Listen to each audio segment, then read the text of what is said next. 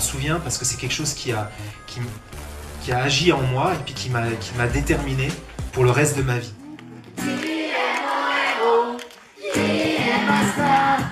Qui est le saint? Le modèle de ma vie. Une dernière fois, vous.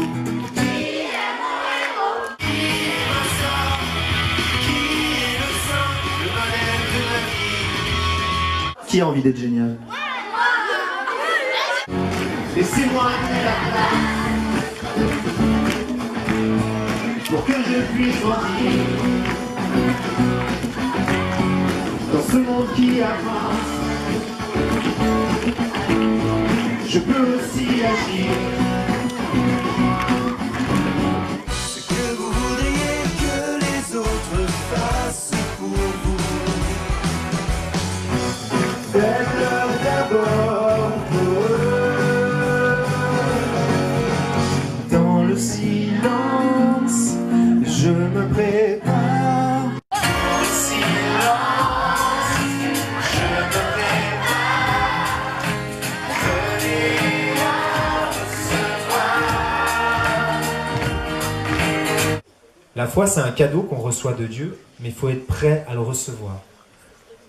C'est une manière de comprendre notre vie, une manière de comprendre les autres, de comprendre le monde, de comprendre ce pourquoi on est fait. Mon enfant, tu es précieux et je t'aime. Une dernière fois, tous ensemble.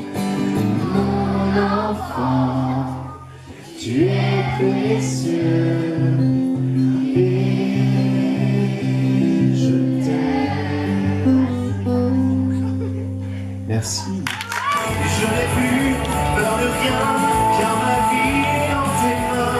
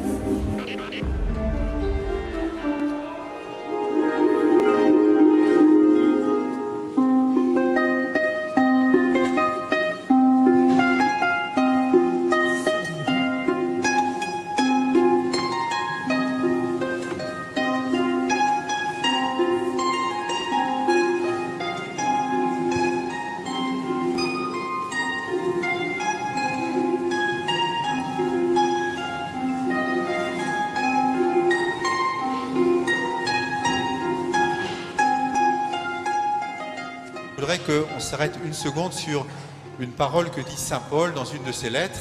C'est très simple. Saint Paul dit « Chaque être humain, chaque personne, elle est composée de 3 dimensions. Chaque personne, chaque être humain a un corps, il a un esprit, une intelligence et il a un cœur qu'on peut aussi appeler son âme. Et donc, chacun d'entre nous, on sait bien qu'on a un corps, c'est ce qui nous aide à nous rencontrer, à marcher, à travailler, à vivre ensemble. On a tous évidemment aussi un esprit, on réfléchit, on se rencontre, et puis aussi on a un cœur, une âme qui nous donne d'aimer et qui est aussi là où se situe notre foi. Et donc quand on reprend cette proposition de Saint Paul et qu'on réfléchit à la question du handicap qui nous a un petit peu retenu toute cette journée, on voit qu'effectivement parfois on peut avoir notre corps qui est handicapé. Certains d'entre vous le savent bien, notre corps des fois a eu des souffrances et cela est difficile, mais nous vivons avec, vous vivez avec, notre corps des fois est handicapé.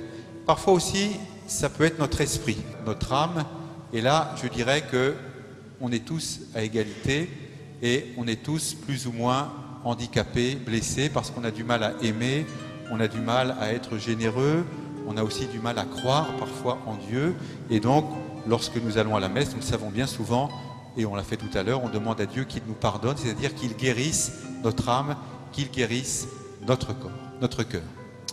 Dans tous les handicaps dont je viens de parler, eh bien, il y en a qu'on voit Il y en a qu'on remarque tout de suite, et puis il y en a d'autres qui sont invisibles, mais sans doute, et c'est ça que veut nous dire Jésus, le plus important dans notre personnalité, dans notre être humain, c'est notre cœur, c'est notre amour, c'est notre âme, c'est la relation que nous avons avec Dieu et c'est la relation que nous avons les uns avec les autres.